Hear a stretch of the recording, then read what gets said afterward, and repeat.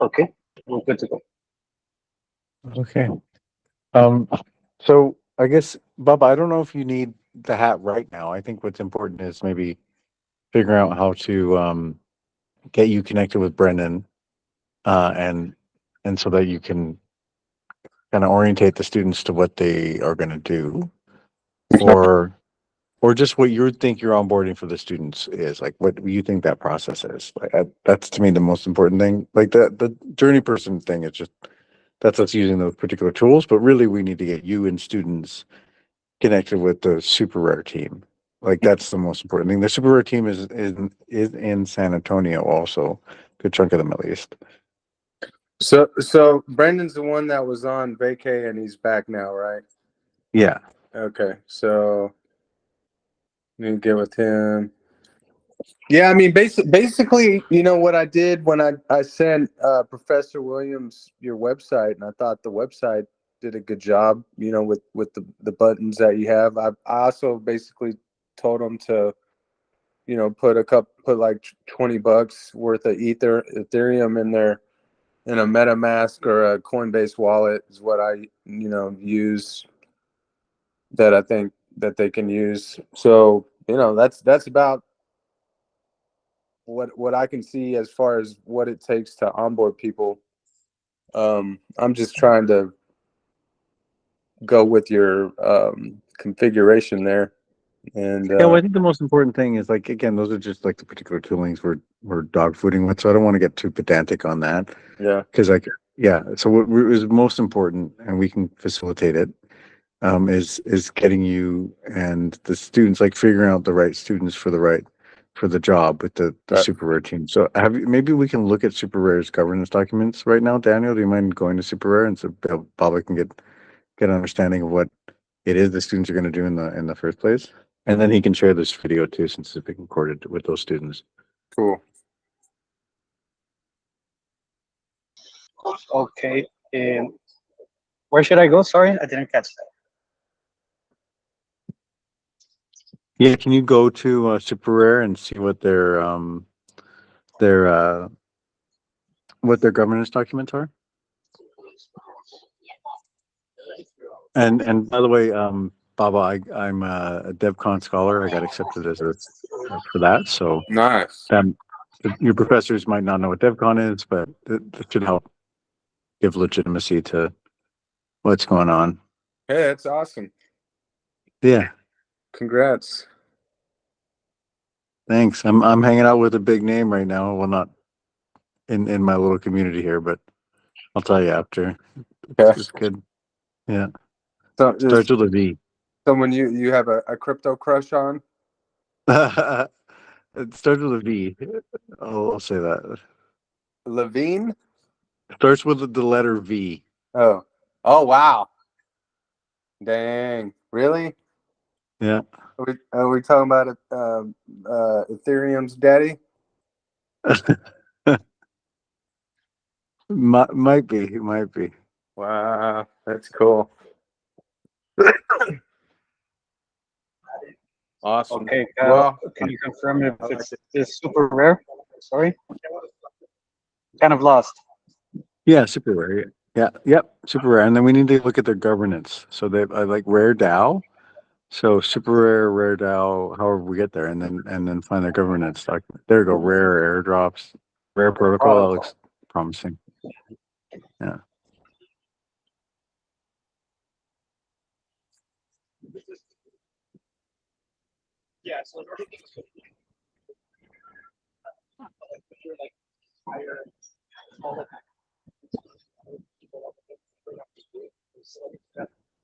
So probably docs. That there's the top part docs. There maybe. Let's see. See? Governance resources, Rare DAO Hub, governance resources, council. I think that's the Mhm. stuff that's we're going to review. Okay.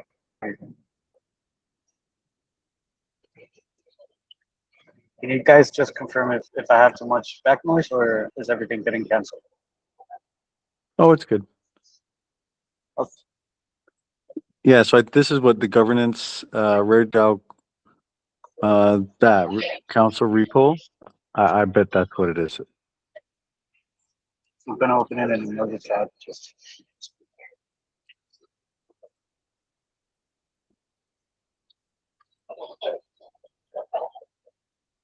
they have The minutes. Super Rec Council bylaws. That's definitely what he wants. Yeah, that's what he wants to look at.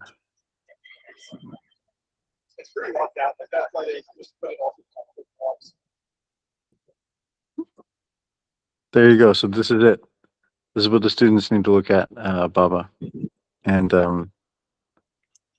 if they can figure out how to do an analysis of it as well. So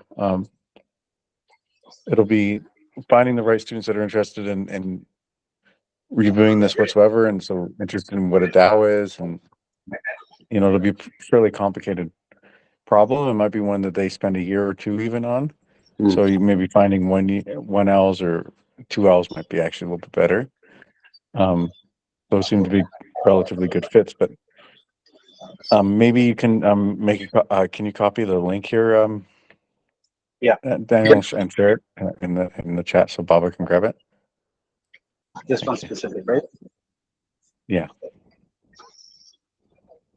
So that's it. So that's why I would say, Baba, we can make it.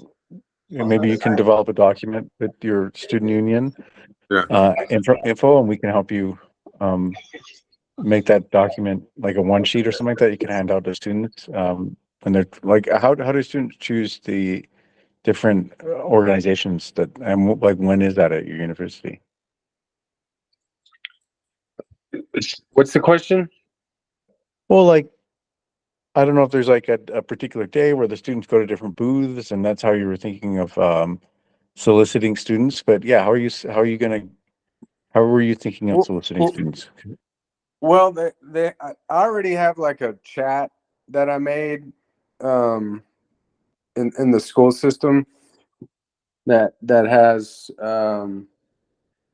people that are interested in the group, or in the group. So I'll just post it there, and you didn't sound like we needed that many people, so I was gonna ask a couple personally that were more in a leadership position. But Well, great.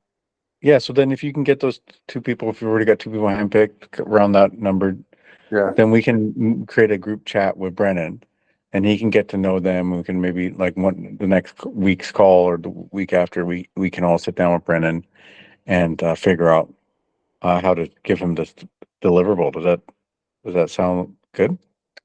yeah. Where was I talking to him, in LinkedIn? Is that what? I don't know. It's definitely in Telegram that I know Brennan, but I don't know if I've introduced you to Brennan yet. But let's get these students that are going to do the job, and then we can talk to Brennan. It'll be more productive that way. Okay. Okay. I'll put something together and get a move on her.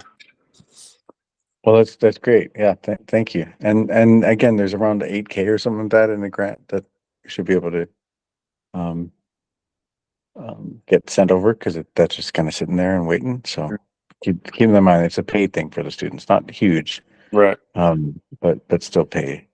Cool. Yeah. Always good. Yeah. And then otherwise, that professor Daniel isn't showing up. It doesn't look so. It'd be great if that professor does, but no worries. So what else do we have? I guess, yeah, if we can look at the website, let's see how the website is looking. There's something to show on the website.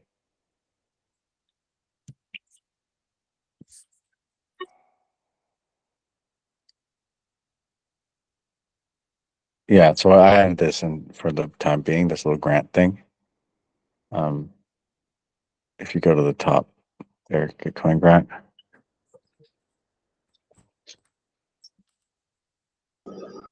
I was muted. Sorry. Yeah, so This if you one. click on that link there, yeah. So it didn't take me too long to jump into Wix and put on a banner, and here we go. So we got some funding is $22 and 7 funders, so not that amazing, but there it is. And what we get donations for is flip through grant ecosystem. So that's the inverted precedent, and I've showed that a lot here. And then the other one is Open Civics collaborative research grant, which yeah.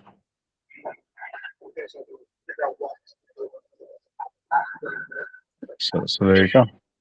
And Baba, this is maybe a good thing to share with your professors and such, because it gives good context on current state of things, because I just wrote it.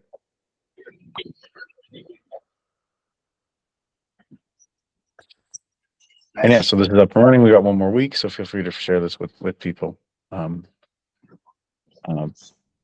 But no worries either way. Can you put the link in for that too? This one? Yeah. Everything. Thank you, sir. Hey, you're welcome. I have 3 things in my mind, Kyle. I don't know if I can shoot them up or well, you let me know if we can talk about it or not. Sure. I wanted to, first off, just clear my head in terms of the process we are applying for entrepreneurs. And the case we have at hand right now is definitely the thing that brings it up. But I don't know what's the next step with who we've been talking to. With who we've been talking to where? Sorry, I missed where. No, I forgot his name. McKeegan? McKeegan, yeah, sorry. I don't know if something needs to be done right now or how do we do that? Yeah, well, how did you finish that last call with him? Did you still think it was good to do a 501c3? Or it's the specific point to be determined right now, as of right now, is who they're going to work with in terms of legal advising and further discuss what the scope of the organization is going to be. McKeegan understands the part of education and everything else, but he just wants to sit down and map out in a definitive way what they're going to do. So that's what we landed upon on the last call. okay, because if he limits his scope to education at this point, then I personally think we can move it over to Fried Frank. But yeah, if he's doing more than just education, especially if he's doing any of that financial stuff, then that's not a good fit for Fried Frank. Mm-hmm. So I guess that's up to him, but that's where it stands, I suppose, that they're going to decide, on whether they're going to do financial and other more. That's yeah, sorry, that's a specific subject of discussion because I don't really think they're gonna be in a very strict manner of speaking, a financial entity because the funds that they're gonna handle is transitory to help out the incarcerated individuals that need to pay XYZ or something like that. It's more of a support or lend a hand. And so that's why we, with McKeegan, we identified that maybe wherever they're going to be incorporated or created, they should have a legal opinion whether how much of a fund they can handle to not become a financial entity or to become one. Yeah. I mean, I don't think they should I don't know why they should be handling funds anyway, but Fried Frank does say that there's some incidental, like if you're selling cookies at your church, you're selling cookies, that's fine. So usually Fried Frank, when they do onboarding, we'll go over that. And so, but basically, yeah, we need to know that McKeegan is okay with being a predominantly an educational institution. Yeah, maybe some incidentals with finance handling, but again, I just don't know why. And it's a, yeah, I mean, it's a class of people also that just doubly why. If there's ways to pay them already, just individual to individual, I don't really get the value out either. Like, are they posting? Are they going to offer bond? I could see that being an educational thing that they might want to like expand into, or just a charity thing they might want to expand into. But I still think we should, if they're going to get free 501(c)(3) status, which I think they want, they shouldn't really start with something like that until Fried Frank decides they like them, or they're going to have to pay for that. But bond seems like it's fairly involved. Like, what happens if the person leaves on bond and then murders someone or something like that? I don't know. It seems like the educational stuff specifically, it's pretty mellow and it's a good starting point. But what are your thoughts? Yeah, exactly. So I guess that's the part where we're at, but I wouldn't be able to know if we keep on talking, set up a third meeting, or we just forwarded the contact to a referral to a law firm or something. Well, I mean, I'm happy referring to Fried Frank if they're willing to do. So maybe you can just at McKeegan and be like, look, if you're relatively simple educational matter at this point, then we can refer you to Fried Frank. Otherwise, Mm, for the pro bono stuff, but otherwise we can offer you like a variety of law firms, or you can incorporate yourself right now. But yeah, I think if they are willing to keep it more on the educational side until they get to know Fried Frank, but maybe have that expectation that it's not going to be that they might want to keep their aspirations if they want a 501(c)(3) to more the less. I mean, yeah, once they get 501(c)(3) status, maybe they want that. That's not. I just feel like keep it. It's up to them, obviously, but I don't know if it's. Yeah, if you can just DM McKeegan and say, if this is more on the obvious charity side of things and it's not pushing the limits at this stage in your organizational life cycle, then we can forward you to Fried Frank. Otherwise, let's chat about what's right for you. Like, if you can keep the spice level down, mhm. And you're saying Fried Frank. Okay. Yeah, that's who does the pro bono work. Is Fried Frank. Like Jason, the crypto tax guy. I'm looking for it right now in Google. Jason Swartz. Yeah, Jason Swartz. Fried Frank. And you'll be CC'd on the correspondence if we move forward. But yeah, Jason Swartz, Fried Frank, or Fried Frank, but it's Fried Frank. Okay. Okay, great. So I'll DM him, set up. Let you know if anything comes up, and just as a second topic, it was more of a comment from Ramona that just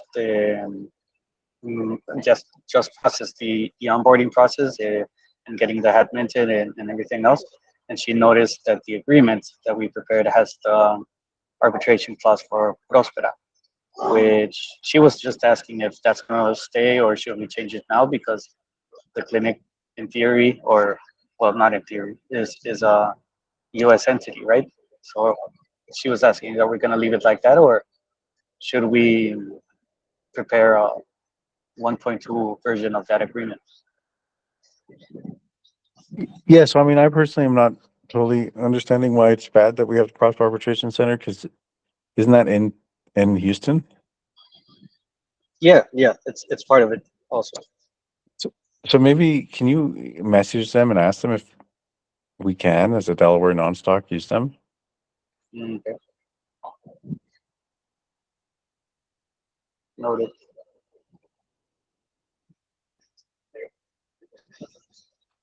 Yeah, and I mean, her main comment was also, I believe that upholding arbitration clauses for these kinds of things is hard. Mhm. But I also highlighted, this isn't a terms of service yet. This is just this unique area of liability that we believe exists, and for the unlock protocol, that will require a term of service. And so McKeegan didn't really sign it. So I think we should work on a term of service. So if you could get a term of service template from her, and then we'll, I think that's a good starting point. And then we will have to have that for the unlock protocol. So it's a good Okay. next document to start working on. Okay, great. Great. This time, well, I uploaded like you showed me, with this first agreement on the GitHub, I believe. Yeah, and that first agreement is supposed to be, I mean, like, we'll see if the Prosper Arbitration Center wants to do it at all as a Delaware C Corp, because again, it's not in Prosper, it's in Texas. But Delaware non-stock. But yeah, this, and we can tighten up the language, but this is really not supposed to be the terms of use the service. It's supposed to be a whole initial layer of legal liability waiving that doesn't exist in traditional organizations, because traditional organizations don't have their org chart published publicly. And even if they did, there wouldn't be a industry standard where other groups, completely arm's length, would then use that for gatekeeping into their events and such. And so that's what we're trying to do here, is we're trying to go, okay, well, look, this monster entanglement kind of theory, if it's Primavera articulating it and such, but that this is it in practice. Let's just not be the group that has to answer this legal question. So somewhere, someone's going to sue someone, but if we have this waiver, we're less likely to be that party that has to get dragged in to answering this, because someone's going to lose some acquired right, because they're a VP of some DAO. They have some really great hat that eventually gets removed, and then some group that had nothing to do with it that was using that for gatekeeping because they want the VPs in, will say, hey, sorry, you can't join anymore. And then that person will get upset, and then they'll sue the original DAO for that loss. I mean, I just don't want to be so that's the whole point of this particular agreement. But then, Ramona did confuse it with the terms of service. So we could even maybe say this is not terms of service. We could even say that it's clarifying and be like, you only sign terms of service if you get an unlock or something like that. But let's just start with getting Ramona's template, and the idea here too is also that we can start to make it modular. So the modular, so the more someone joins organization, then the more kind of rights and responsibility and obligations with that organization that person gets into. So it's also not, okay, you just kind of, like what is the basic of the, like, trying to think of it as an onion. So that's part of what we're doing here as well. And that's more dog fooding, having fun with it. So there's some of it is kind of, right, just generally legal, like we're new liability areas and contract out of it. And then in other parts of it is kind of more experimental engineering, where we're splitting up what would probably be in a traditional organization, just one big contract. I get it. Okay. Okay, noted. And great. So the third subject, I'm gonna leave it pending because, to be honest, I don't remember it right now. But it wasn't something big. It was just a clarification, but it'll come up later on. Okay. Well, thank you. Thank you. If you don't mind going to our YouTube, that'd be nice to show.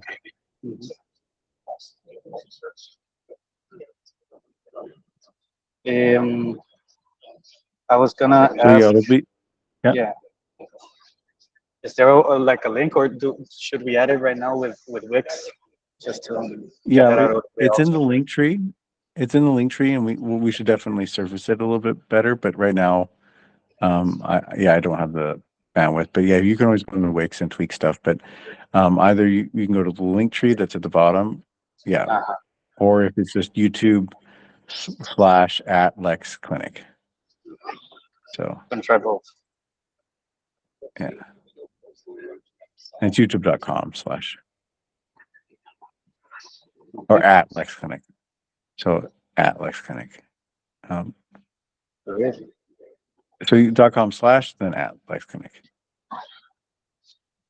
YouTube.com. Yeah. Oh, but At- still slash. Oh, So yeah, that's it. very good. Woo. Oh, So yeah, so this was these are the some first of the talks subject we I did. was gonna ask. Yeah, we did This was 16 talks in all, but Mhm. 6 of them were recorded through our own system, so I was able to post them quick initially. So yeah, so feel free to, maybe we can click on the different videos we did.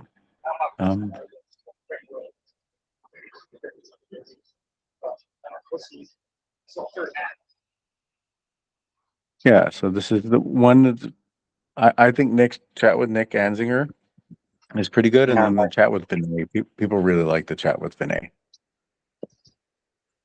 nice. And you had people there, or were you just yourself in the room? Yeah, we had people there, greater or lesser degrees, depending on the particular chat. But some people I think were also paying attention in other rooms because they didn't want to mess with the vibes. But also, like one thing I learned from Cabin DAO is like, yeah, keeping artifacts is really important because it's um, it's something we can use over and over again, and certain lull points in the actual events, Mhm. especially if artifacting is done well. Like in hindsight, you can't really tell what's down, what's up, and so like for instance, it's intended for privacy, but here at Zoo Village, yeah, you never turn the camera around, and so for events that are packed compared to events that are sparse, it still looks about the same.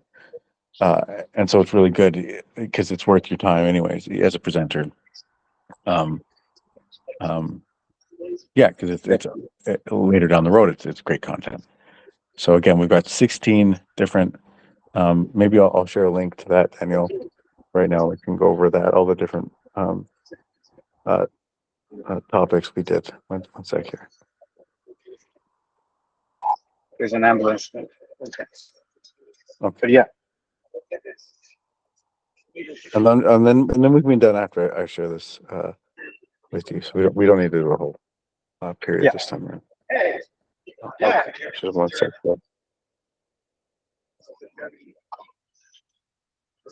Yes.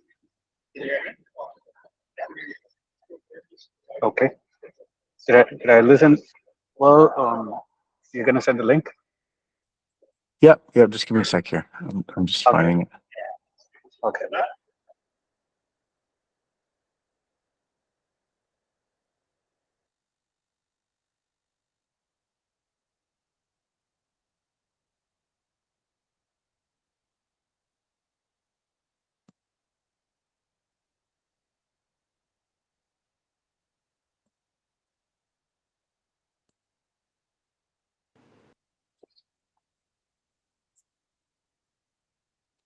Hey, Kyle. Yeah. I sent you a question about Git and document management, and you said to remind you when we have this Sure. call. So that's the reminder. I'm trying to figure that one out. Okay. Let's go over the syllabus real quick, and then we'll get to your question. Okay. Let's see. So I'm gonna add.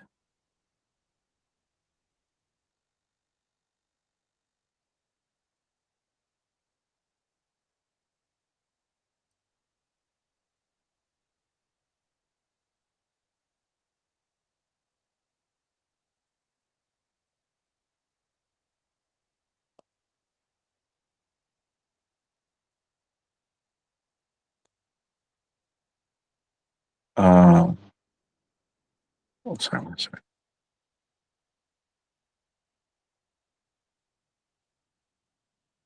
Okay, so I've just invited you.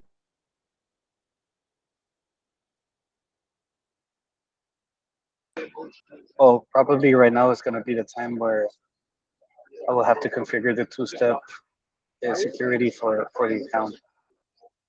I haven't done that.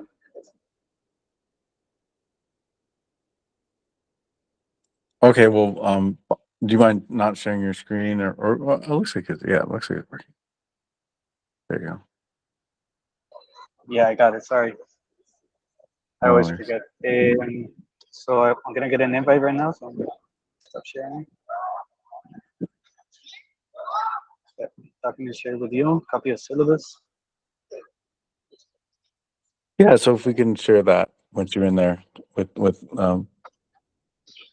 just go over it real quick and see what we talked about at the Legal Engineering Week.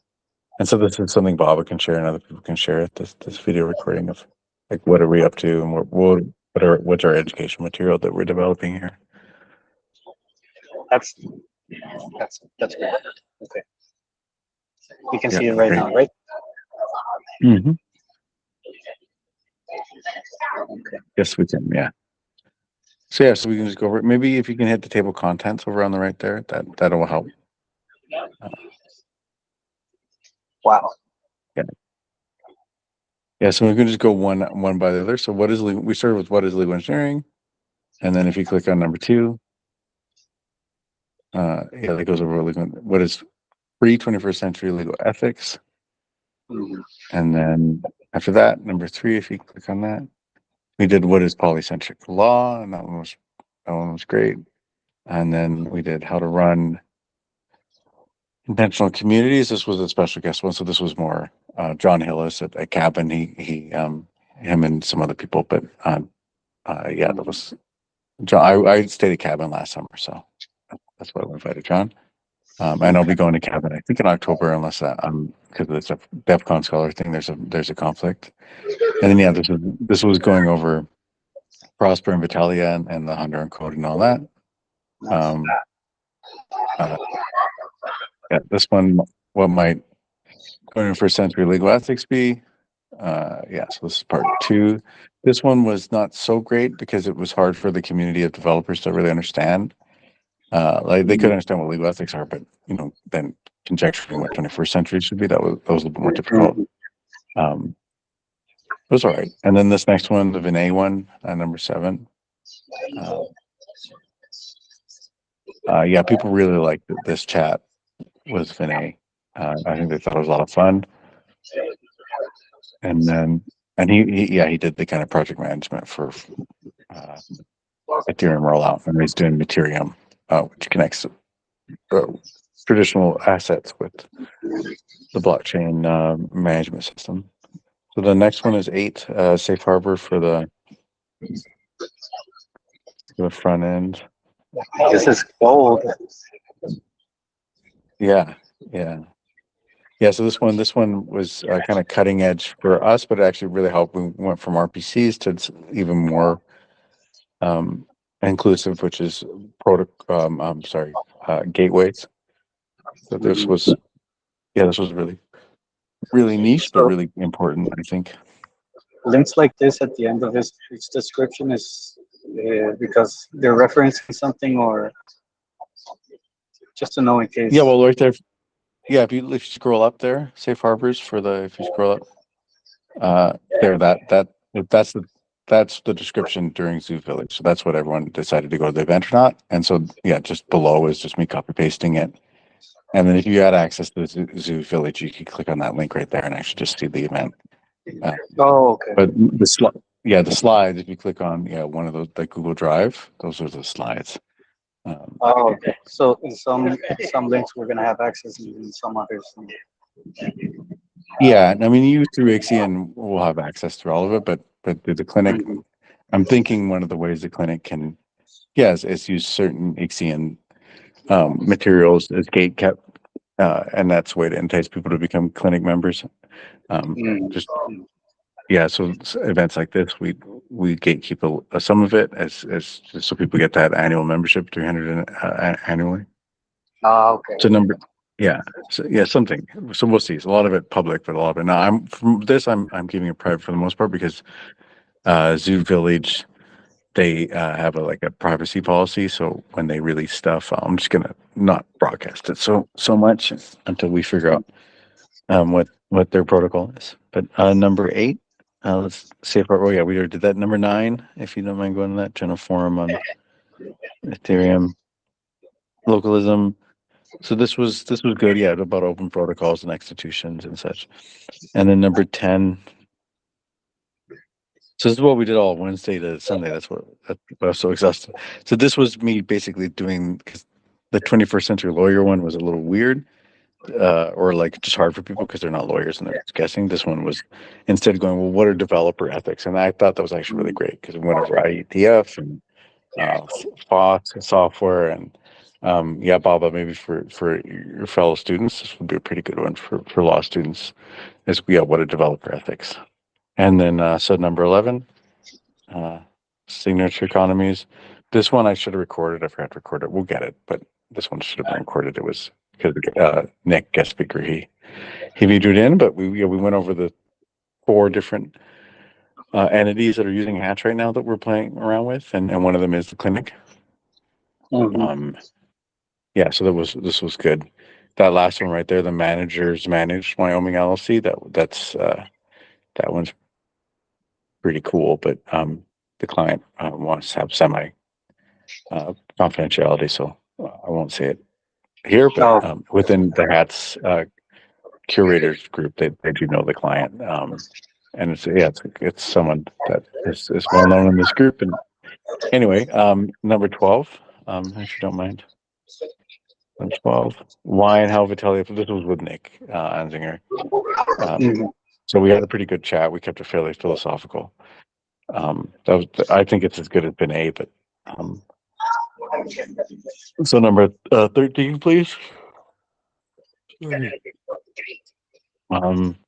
Workshop, how should smart contracts be legally understood? This was good actually. This one was really productive. Yeah. So I'm looking forward to the video on that one. And then 13 is workshop. Pardon? This link is in the video? Yeah, a few of them have videos. Yeah, that one. What is the video for though? That one's I think business process as a yeah. Oh, okay. So this is a librarian at University of Virginia. So Baba, that might be something good to point to because it's a university, another university that's working with us. University of Virginia. Yeah. So this one I think is actually really, really good for legal engineering. It's pretty low level, but it uses I think it's a way we can analyze what part of the Roton common law code can be turned into solidity and is actually meta jurisdictional. So like for instance, Ethereum currency, all that's meta jurisdictional. And so I think some of the Roton common law code doesn't actually need Prospera sovereignty to empower it. But we'll see. At least I know how to do the try to find that with that presentation with that, so it's pretty important in that way. And then number 15, basic open civics. Yeah, so this was a pretty fast workshop, like 10 15 minutes. This might be a good one, Baba, to show students. It might be a bit confusing, but it's a pretty quick one that just shows how you can kind of stack that offers some I think powerful outcomes. What's yeah. What is it? What is this named for? It says Zoo Village. Yeah, so I'm in Zoo Village right now. That's where V is at. You know, the big daddy-o. So this is just Zoo Village. But is that is which country is it in? It's currently in Georgia. Florida? But Georgia, not Georgia like Georgia Tbilisi, like but people are leaving and also though, so like the whomever I'm naming is probably gone by the time people are watching this. But in any case, it's pretty exciting and a lot of important things are being decided here. So yeah. And basic open protocol civics. That one's just tended for. So if you go to Daniel, if you don't mind going to our YouTube real quick, the clinic's YouTube, I can point that one out for you. So if you go to Ixitsu Village, and then if you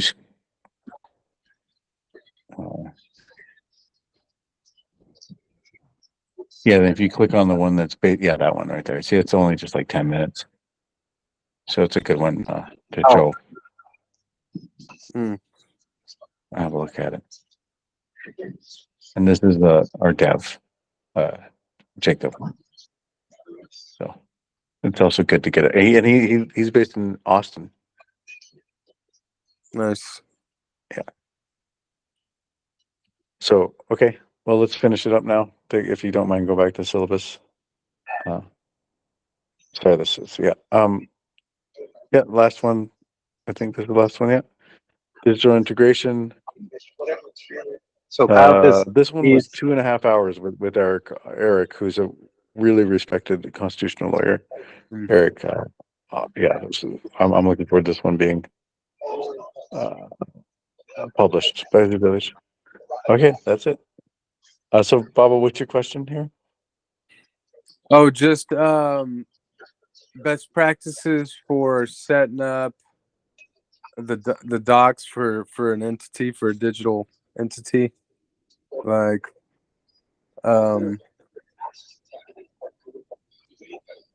just anything, like I'm using Git a little bit, but I'm still kind of I'm not a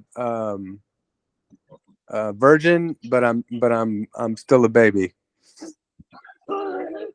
Okay, well I don't think setting up an entity, you need GitHub to set up the entity. So what GitHub is helpful for is just version management for documents, but also we're in the clinic, all the documents are public. So you would also want to make sure that if you're doing private stuff, you're going to have a private Git. But for the most part, this is not normal. This is not what lawyers normally do. They use like Google Docs or Word doc, and they just redline draft it. So we can go over next time after Daniel talks with Ramona and figures out the template. We can go over how we're using Git, and then you would just switch it to private. But to actually create an entity, then create an entity. Do you want to create an entity, a legal entity? Yeah. I'm working on an entity. It's more than one. It's more like an estate plan, that has a couple entities. So Okay. yeah. Well, I recently used Clerky. That was pretty straightforward for entity formation, and it might be worth it to pay a little bit extra bit for Clerky. Clerky. Clerky. Yeah. Okay. So CLERKY.com.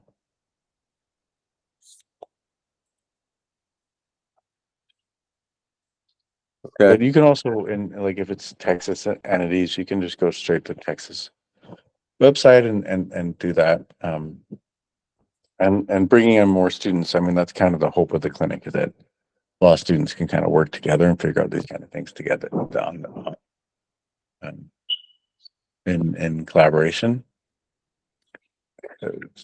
Yeah. So Well, I mean, my entity is definitely like a potential client. I mean, I can definitely afford $300 if that's the fee to, because I had an entity before, I went to law school, and I just got stuck on a couple things, but I innovated in a couple ways. I created a benefit corporation before the state had that kind of legislation, and so now I'm trying to figure out, how to continue, what I spent like 10, 15 years building, my prior company, but I just kind of hit some brick walls because I was trying to do the crypto path and it got blocked a lot.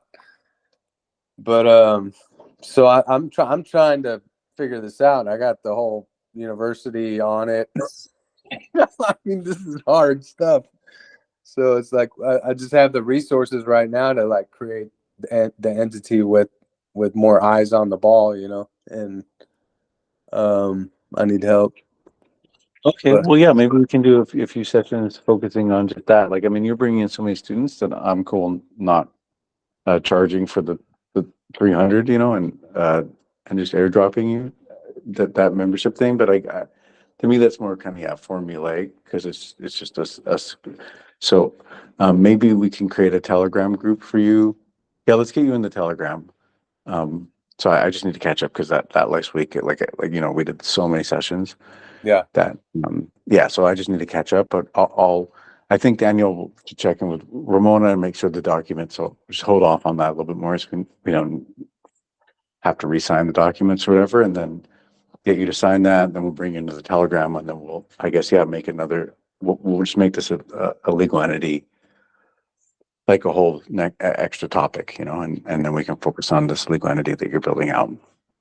yeah, and Yeah. my legal entity has a history of bringing clients to colleges. I mean, that's why I'm trying to like capture the lightning, because I'm doing what I do, but I don't have the entity right now.